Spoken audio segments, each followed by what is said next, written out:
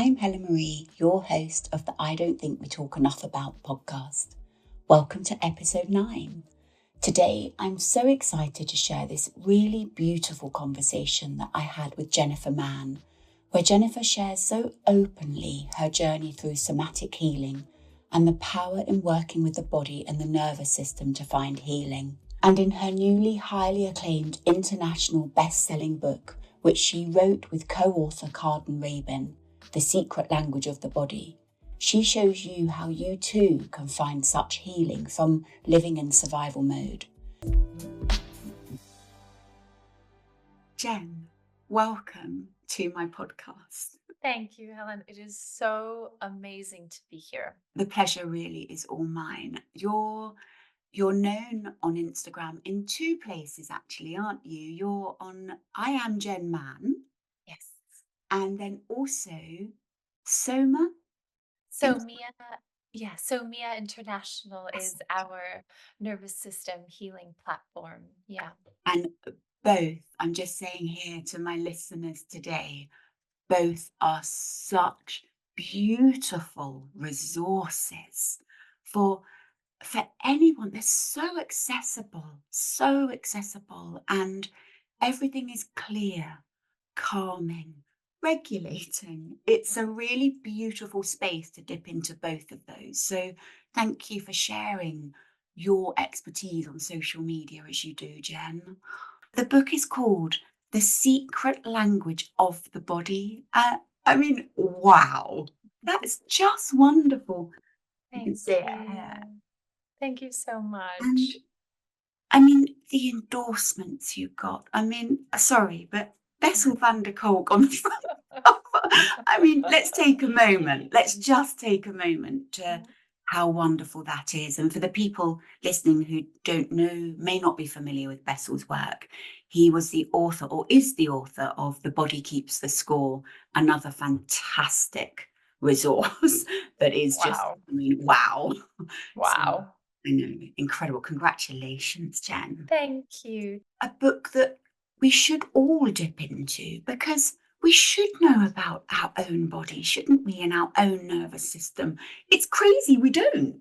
The vision and the feeling that I had about this book was your body's guide and something that you can look to learn what's already inside you. And we have a phrase in the book at the beginning that says, "This book won't heal you, you will."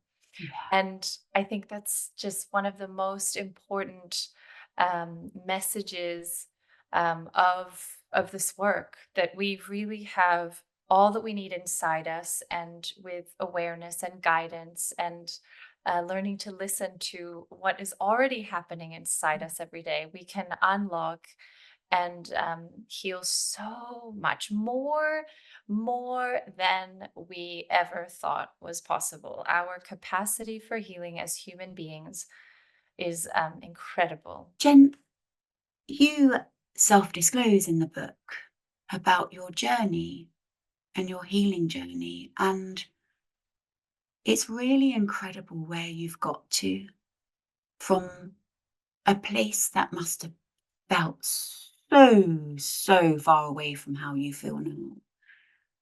And as a therapist, I'm so conscious of the work that takes. Do you want to talk a little bit about your background here? Yeah, thank you for acknowledging that.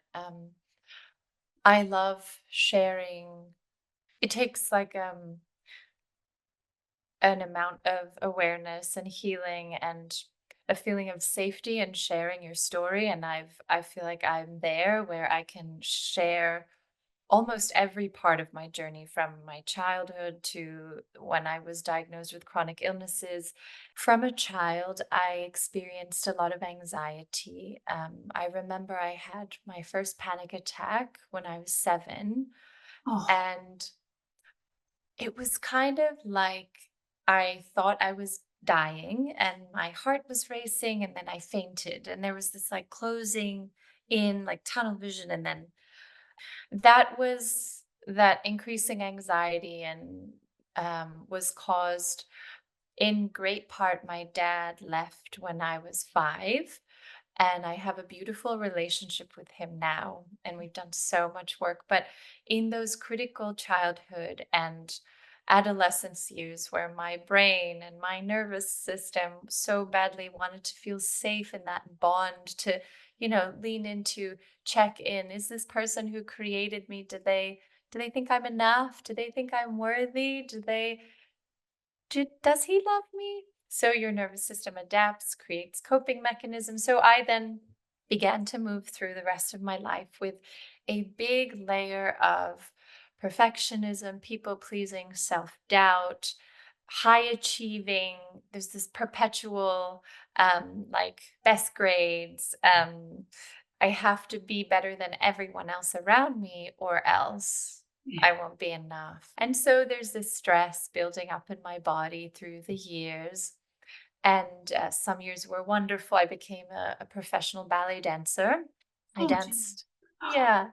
Oh, I didn't know that. Yeah, that was my life. And then I had this big injury in my early 20s, and so I became um, a yoga teacher, Pilates instructor, all the movement, Feldenkrais posture, anything that you can think of that would help someone move and feel better. I would always be given the clients who had pain or that were maybe not showing up every week, they would cancel, and I, from my own life experience, was like, I'm sure that there's a mind, stress, life component to their physical experience of pain, of injury, Mm. because that was my intuition from my life. So I decided to go back to school. I studied biomedical sciences and physio. And when I went back to school, those competition patterns became even louder. And in my second year of physio, I felt like it was overnight, but it wasn't. I crashed, meaning that one day I was functional, working so many hours a day. And then the next day I experienced a back spasm, and I decided I would rest for the first time in a very long time. I remember telling my husband, I think I'm going to take a couple of days in bed because it was the weekend, coincidentally. A couple days later, instead of getting better, I developed a flu, or what I thought was a flu. And shortly thereafter, within a couple of weeks, I would have more than 30 symptoms ranging from nausea, blurry vision. I couldn't speak, I couldn't walk. So that situation would stay like that for a year and a half. And I God. was completely bedbound. And yeah, I got many diagnoses: chronic fatigue syndrome, fibromyalgia patterns, long COVID. It Oh, coincided with the very beginning of the pandemic. Anxiety, so many POTS, which is where your heart rate is yes. not acting in a balanced way. It's dysregulated. So arrhythmias. So all the things. And doctors told me, at one point, they said, we really think that you're never going to recover from this because there's too much going on, and we Okay. just can't explain it. The tests would return quite normal, and Mm, there wasn't any big indicating factor. And doctors recognize, like, some of it might be anxiety induced. mm. Some doctors had insinuated that maybe I was making up some of the symptoms, that it was in my head.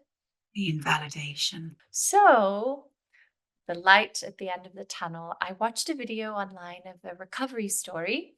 Yeah. And I thought, if this woman has recovered from chronic fatigue syndrome and pain patterns, and not exactly the same, but similar to what I was, if she has done it, so can I. And that was where I found the work of brain retraining and polyvagal theory and somatic experiencing and inner child work, but through the body, not just cognitive, inner child work, and neurolinguistic programming. hypnotherapy. And sort of this whole puzzle started to form. And within a few days of doing brain retraining, I could walk again. And within a week of doing the work, I my fever went away for the first time in a year. I could breathe again. My acne, this is quite crazy because it's a very tangible difference. Yes. My acne went away in just over 10 days. I wonder whether it would be useful here to say, what is nervous system dysregulation? We hear it a lot on social media I'm glad you said it. I'm not a fan of biohacks. We're much deeper than biohacks. So the nervous system is the grand orchestra director of all the systems and organs in our body. And its responsibility, it has many, but one of the ones that is pertinent to the term nervous system dysregulation is that it does things automatically beneath our conscious choice or awareness. Mm, Our, our brain is this wonderful organ, and it has such a big amount of energy that it needs to disperse for all the processes in our body. And one of the things that our brain is an energy saving machine. And it saves energy. One of the ways in which it does this is by automating pathways of feeling, physiological hormonal pathways, of thinking, of memory, that have been repeated over and over and over again. So, one of the um, ways in which it does this is when a neural pathway is repeated many times in our brain starts to deploy it automatically. And a lot of these are born at a time where that's the only option, the only possibility is to have this habit. And this particular coping mechanism, for example, people pleasing, is what is going to help us move through life with a sense of safety. But as we know, people pleasing causes a lot of stress. mm, So when our nervous system operates with or without, or we all have some coping mechanism, but some of these can be more deployed more often if we have a lower tolerance for stress because we've had so much of it in our life already. So our nervous system, instead of being the orchestra director that it is, and if you've ever seen an orchestra director speak to its musicians, it's so subtle. You don't even realize it's doing some tiny thing with a pinky finger, and all of a sudden, the clarinet has began, and the piano and the drums, and you're like, how did they all know to do that with that pinky motion finger? And then there's the other hand that's going with the rhythm, and it's maintaining this harmony. But a dysregulated nervous system has almost too much it needs to keep tabs on. It's almost like the musicians are starting to not respond, not hear the subtle signs of the nervous system. And so the orchestra director is now outside of its tolerance of what it can control, of what it can be vigilant of, and it becomes hyper vigilant. It starts to deploy messages that maybe are not necessary. And nervous system dysregulation can be experienced by so many of us in certain times of our life, like um, maybe we've lost someone, maybe we've also we're in a big turmoil in our personal relationships, mm, and something else and something else. So there's that, again, the nervous system that is trying to keep tabs on too many things, and we have these coping mechanisms. There's too much going on, and so we are outside of our window of tolerance. And those regulatory processes, the balance between the sympathetic response that activates us, that gives us energy to run, to fight, to assert ourselves, the balance of that with the parasympathetic nervous system, that gives us the energy to slow down, to feel, to think, or to shut down, or Mm. to feel emotions like sadness or contentment. The balance between the two is a little bit off. So now instead of us going into the meeting and then recovering after this stressful meeting, we have a peak in stress, which for some of us may show up as a shutdown or a freeze response. Let's look at just clarifying, what does a healthy, regulated nervous system look like? I'll start there then. So, a healthy response of our body looks like moving through life with awareness. Actually, a lot of people might think that there's a sort of a magical recipe that you do a certain amount of practices and you have a certain um, amount of therapy that you've done, and then you've reached, the pinnacle of nervous system regulation. Here's the truth: we are actually never completely regulated. And I think this should give people a lot of power, a lot of hope, Mm. and just normalize that the human experience is not linear and it's made up of moving through ups and downs and sideways and upside downs. And so the difference between regulation and dysregulation is that with the regulation, we still experience the ups and downs and the everything that comes with life, but we don't stay stuck there for too long. And I say healthy, not to discriminate the unhealthy, but healthy just means that the effect of your thoughts and habits and actions will produce a healthy physiology, meaning that you will have a strong immune system, digestive system, hormone signals, um, thoughts, emotions.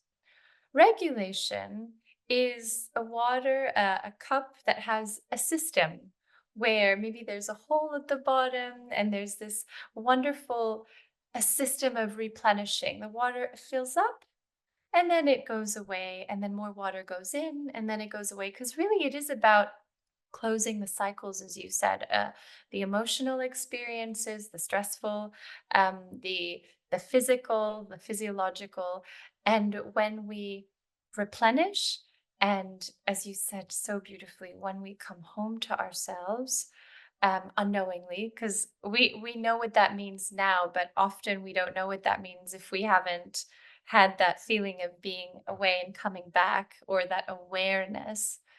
It really is that increased capacity and a system that knows how to automatically move you out of a state of survival without giving you persistent experiences in your mind and body through thoughts and feelings and symptoms and sensations that are unhelpful and negative and quite stressful. You can move through life in a much more regulated way.